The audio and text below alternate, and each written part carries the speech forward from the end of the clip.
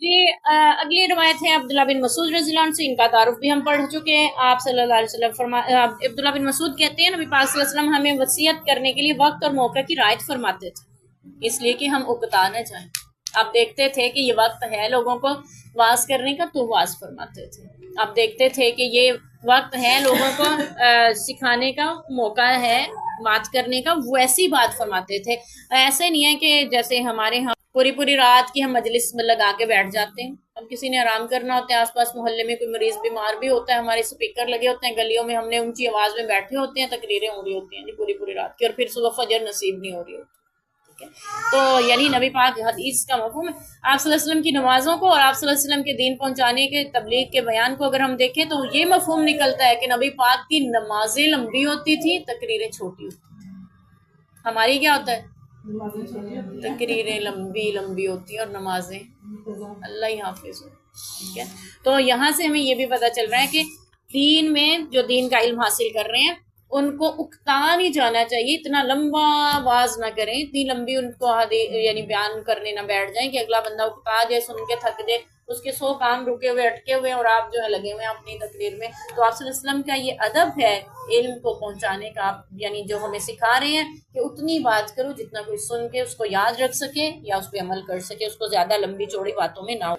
اگلی روایت بھی اسی سے متعلق ہے، حضرت انس رضی اللہ عنہ فرماتے ہیں نبی پاک صلی اللہ علیہ وسلم نے فرمایا دین میں آسانی کرو، سختی نہ کرو، خوشخبریاں سناؤ، متنفر نہ کرو۔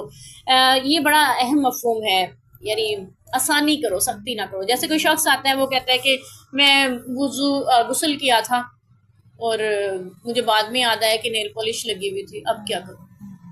اب یہ نہیں ہوگا کہ جی آپ تو پورا غسل دوبارہ کریں، نہیں، نیل پالش اتار کے اپنے ہاتھ دھو لیں، کیونکہ آپ کی وہ جگہ خشک رہ گئی نا جس میں نیل پالش لگی ہوئی تھی، ٹھیک ہے، آٹا لگا ہوا تھا، خواتین کے مختلف کام ہوتے ہیں، تو اگر کچھ رہ گیا وہ آپ اس کو اتار کے پھر اتنا حصہ دھو لیں، آپ کو غسل ہو جائے، یہ آسانی ہے۔ مشکل کیا تھی؟ جیسے صحابہ کرام کے دور میں ایسا ہوا کہ ایک صحابی کے سر میں زخم لگا جنگ میں، تو اس پہ غسل واجب ہو گیا احتلام ہونے کی وجہ سے، تو صحابہ نے وہ کہنے لگا کہ میں وہ کر لیتا ہوں، تیمم کر لیتا ہوں۔ صحابہ نے کہا نہیں، غسل واجب ہوا ہے، غسل ہی کرنا پڑے گا، سریا تھا نا، آپ صلی اللہ علیہ وسلم تو تھے نہیں وہاں پہ، تو انہوں نے اس کو غسل کا کہا، اس نے غسل کیا تو اس زخم اتنا بڑھا کہ اس سے موت واقع ہو گئی، شہید ہو گئے وہ۔ اللہ کے نبی کو خبر ہوئی تو آپ نے فرمایا تم نے اس کو آسانی کا راستہ کیوں نہ بتایا کہ وہ صرف تیمم کرتا اور اپنی غسل بھی ہو جاتا، وضو بھی ہو جاتا، پاکی حاصل ہو جاتا، ٹھیک ہے۔ تو دین جو ہے آسانی کرو، لیکن ہم نے آسانی کا مطلب کچھ اور نکالا ہوا ہے، وہ یہ کہ ہم اپنی خواہش پوری کریں، اپنی خواہش کے مطابق عمل کریں اور اس کو کہیں کہ دین میں آسانی۔ مثال کے طور پہ ہم شادیوں پہ ڈھول ڈھمکا کرنا چاہتے ہیں، بھی آسانی پیدا کی ہے دین میں، اتنی بھی مشکل نہیں ہے۔ ہم پردہ نہیں کرنا چاہتے، اتنی بھی سختی نہیں ہے دین میں، ٹھیک ہے۔ ہم نمازوں کی پابندی نہیں کرنا چاہتے تو ہم کہتے ہیں اتنی بھی سختی نہیں ہے دین میں۔ ہم داڑھی نہیں رکھنا چاہتے ہمارے مرد تو وہ کہہ دیتے ہیں اتنی بھی پابندی نہیں ہے ان چیزوں کی۔ رکھنوں سے ہزار اوپر نہیں رکھنا چاہتے، اتنی بھی سختی نہیں ہے۔ یہ سختی نہیں ہے، یہ مطلب نہیں ہے دین کے جیسے دل کرے عمل کر لو، جیسے کرے نہ کرو۔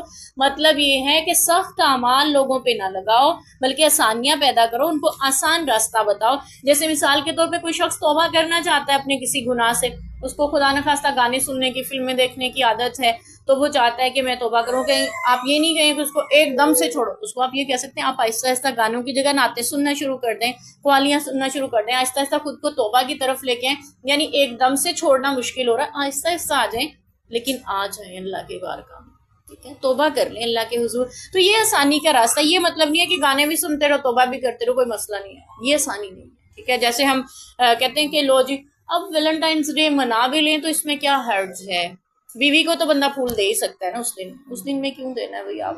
وہ ایک بے حیا کی یادگار کے طور پہ دن منایا جا رہا ہے، آپ بے حیا ہیں جو اس دن میں پھول دینا چاہتے ہیں؟ آگے پیچھے بیوی آپ کے گھر میں نہیں ہوتی، جب مرضی دے دیں، اس میں آپ کیوں شریک ہونا چاہ رہے ہیں؟